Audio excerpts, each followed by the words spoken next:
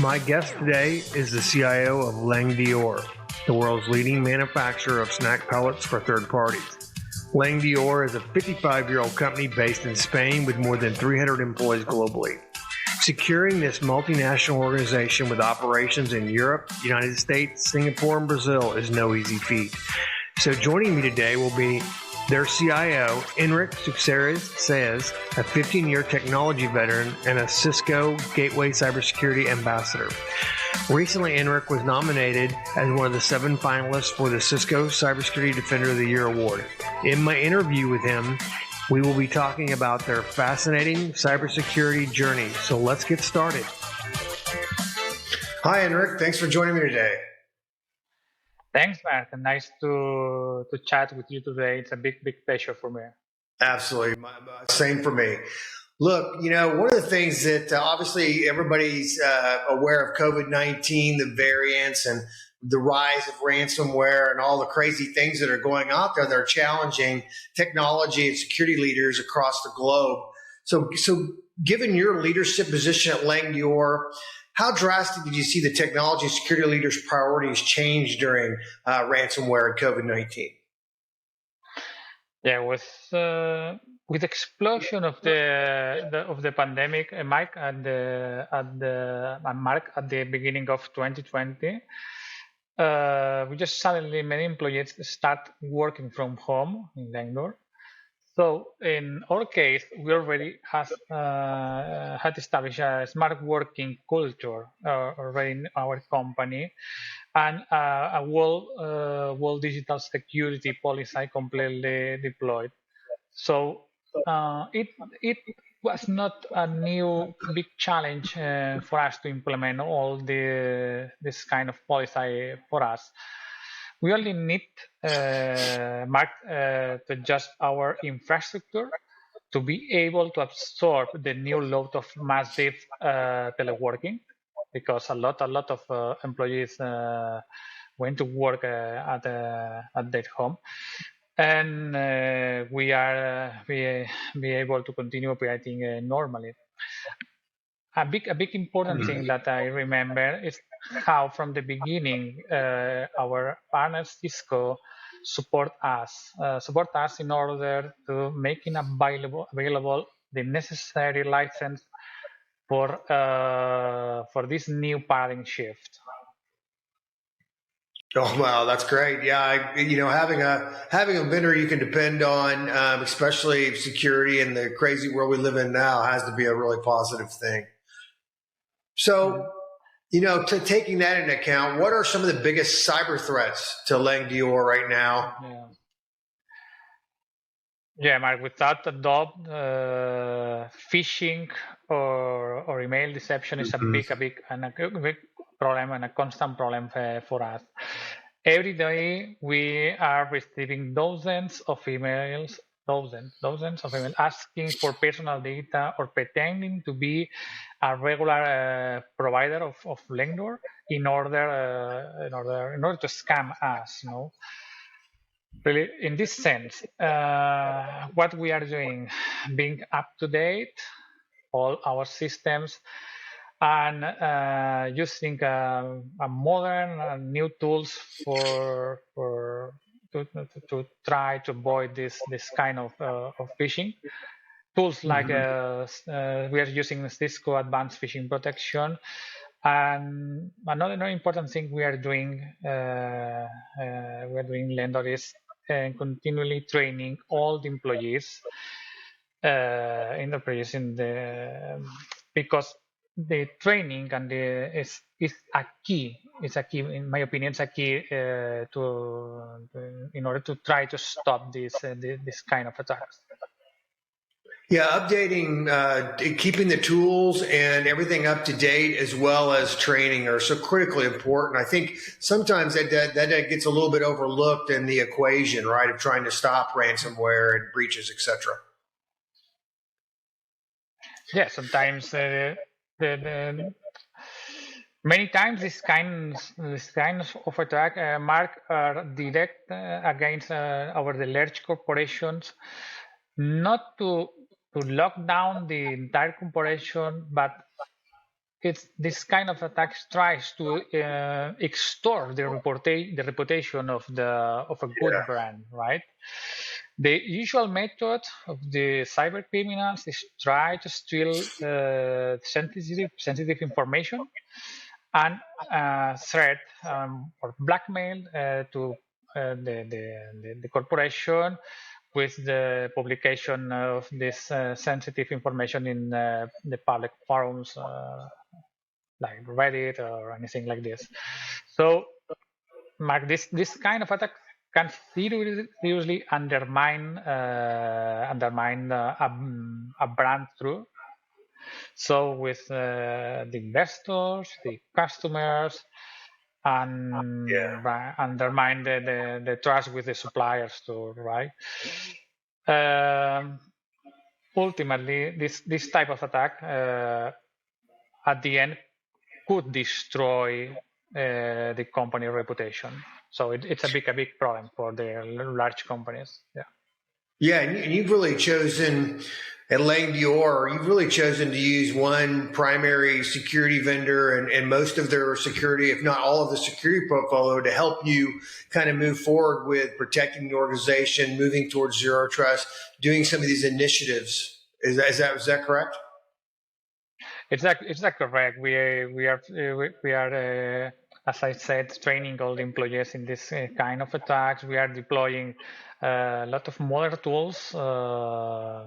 Usually, a lot of tools of the Cisco, like the secure email appliance, the advanced phishing protection, as I said. We are trying to avoid and minimize the impact of this kind of attack in our company. Yeah, that's great. I think, one of the things that gets mixed up, kind of also missed, besides training and keeping your tools up to date, is actually the integration of all those tools. Having a bunch of disparate security products trying to work together can create as many problems as it solves sometimes. Yeah, the integration of these tools with the SecureX, it's a big step for us, because in one point we could see in real time our security landscape and in one point, so we can check all our digital points in SecureX, because all the security tools are reporting directly to SecureX. So nowadays we can use only this tool and be completely. We could have a big snapshot of the status of our Leng-dOr security in just in a few seconds. So it's a big deal for us. A very good thing. Yeah, that's awesome. I think. So how would you say leadership views these cyber investments? And you mentioned brand reputation a moment ago. How does it impact or strengthen brand reputation?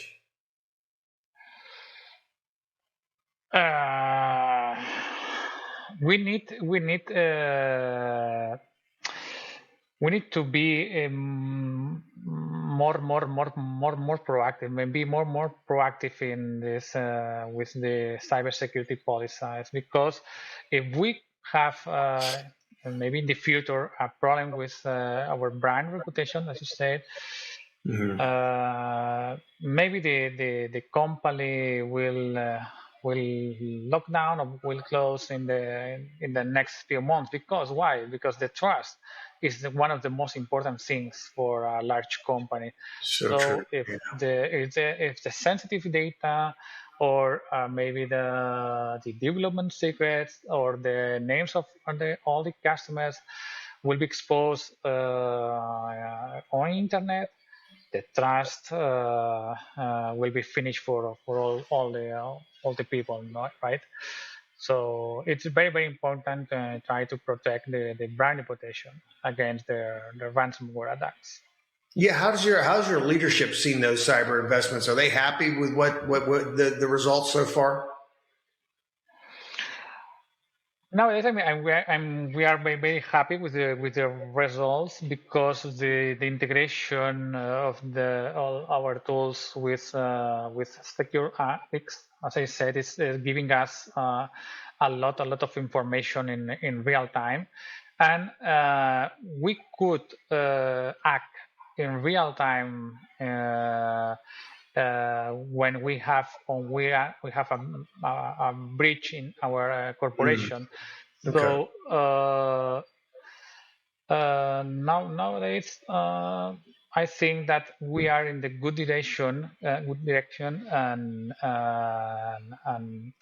we could work very in a very proactive mode in this cybersecurity war against ransomware.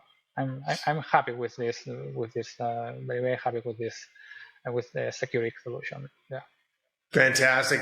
So, was part of your decision making, customers tell me all the time that they need automation in their cybersecurity activities, just due to the sheer amount of data, logs, everything they have to review, decisions they have to make, kind of getting through that. We're seeing a lot of AI, machine learning being put into these cyber tools. Was that one of the decisions? I mean, because nobody has too many resources, right? Everybody has a little bit too few resources, and they got to make the best use of those. Was automation and having a portfolio of tools that help you kind of whittle down and figure out what's going on without a whole lot of effort. Yeah. Was that one of the reasons or one of the justifications for the tools? Yeah, I'm totally agree with you, Mark. I think this is a part of the future of the next 2 or 3 years of in the cybersecurity area, right? In this sense, it's very, very necessary to promote the use of the intelligent tools in order to analyze all the data that all the appliance could send us in real time, right? The objective is Mark, to look for the common usage of this kind of the appliance and trying to find the different patterns in real time when a strange event happen, right? And why? Because when maybe this kind of strange pattern is not a threat, but when you check a strange pattern, you could act in real time and try to avoid a possible breach, and if you do this thing, maybe the damage will be very, very, very, very small. Gotcha.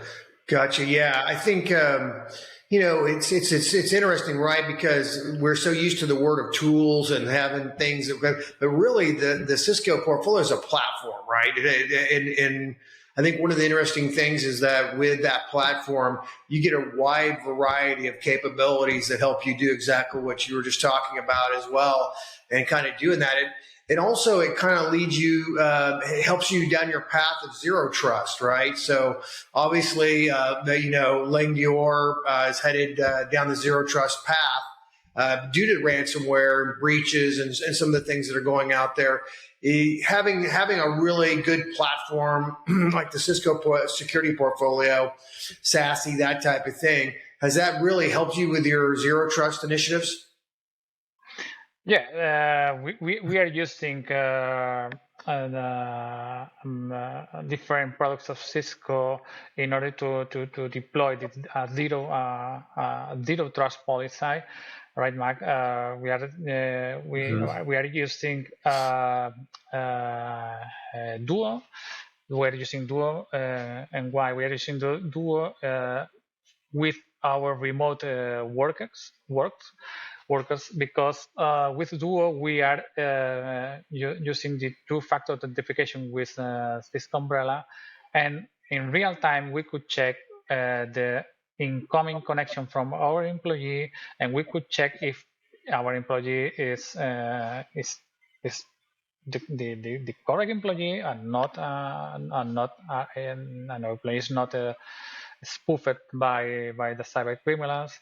Right. And in our internal organization, we are using also Duo Security in order to protect our internal critical web applications, right, with the two-factor authentication. So nowadays in Leng-dOr, we need to access from outside the company to inside the company. We need to know the employee password and then use validate the authentication with Duo, right? Also, we have deployed new policies that control the localization of the employee, check that the laptop is completely up to date, check that the Cisco secure endpoint is completely up to date also. So we are trying to check that the employee profile is completely okay in order to get inside our company. Yeah, because really zero trust is more than identity and segmentation. Even though those are really, really important items, there's more to it. You hear a lot about identity. I don't know about you, but people ask, where do you start with zero trust? And I was like, you might want to start with identity, right? Because it's, to your point, It's so critical to your important applications. That's very, very important because we need to have, as the name said, a zero trust with the inbound connections, right, Mark? Because sometimes the cyber criminals try to spoof the internal or the internal employees, or sometimes the cyber criminals still stole the password. And so if you have a simple system that only check the user and password, it's very, very easy to use to try to steal the password and then get inside the company and do whatever, So for us, zero trust policy must continue to be applied at all the levels, Mark, because we need to identify all the people that works with a laptop or with a computer in our company, right?